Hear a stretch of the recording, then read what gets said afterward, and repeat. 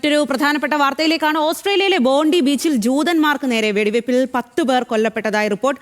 അക്രമികളിൽ ഒരാൾ കൊല്ലപ്പെട്ടു. ജൂതരുടെ ഹനൂക്ക ആഘോഷങ്ങൾക്കിടെയാണ് വെടിവെപ്പ് ഉണ്ടായത്. വിവരങ്ങളുമായി ബനീഷ ബാബുവാണ് ചേരുന്നത്. ബനീഷ, ആരാണ് ഈ അക്രമികൾ? എന്താണ് ഈ വെടിവെപ്പിനുള്ള പ്രകോപനം? മറ്റു വിവരങ്ങൾ. സ്വാതി, ഓസ്ട്രേലിയയിൽ വളരെ ജനപ്രിയമായ ഒരു ബീച്ച് തന്നെയാണ് ഈ ബോണ്ടി ബീച്ച് എന്ന് പറയുന്നത്. അവിടെയാണ് ഇത്തരത്തിലൊരു മാസ് ഷൂട്ടിംഗ് ഇപ്പോൾ സംഭവിച്ചിരിക്കുന്നത്.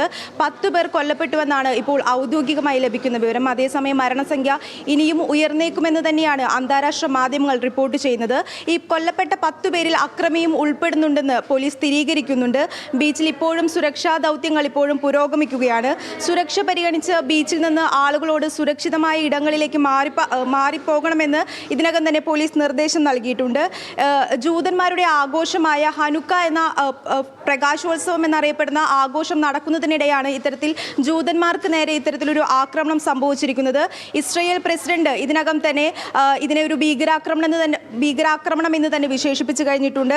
പരിക്കേറ്റവരെ 18 പേരോളമാണ് ഇപ്പോൾ ഈ ആക്രമണത്തിൽ പരിക്കേറ്റ് ആശുപത്രിയിൽ ചികിത്സയിലുള്ളത്. ഞെട്ടിക്കുന്ന സംഭവമാണിതെന്നാണ് ഇപ്പോൾ ഓസ്ട്രേലിയൻ പ്രധാനമന്ത്രി പ്രതികരിച്ചിരിക്കുന്നത്. സ്വാതി. ശരി ബനീഷ.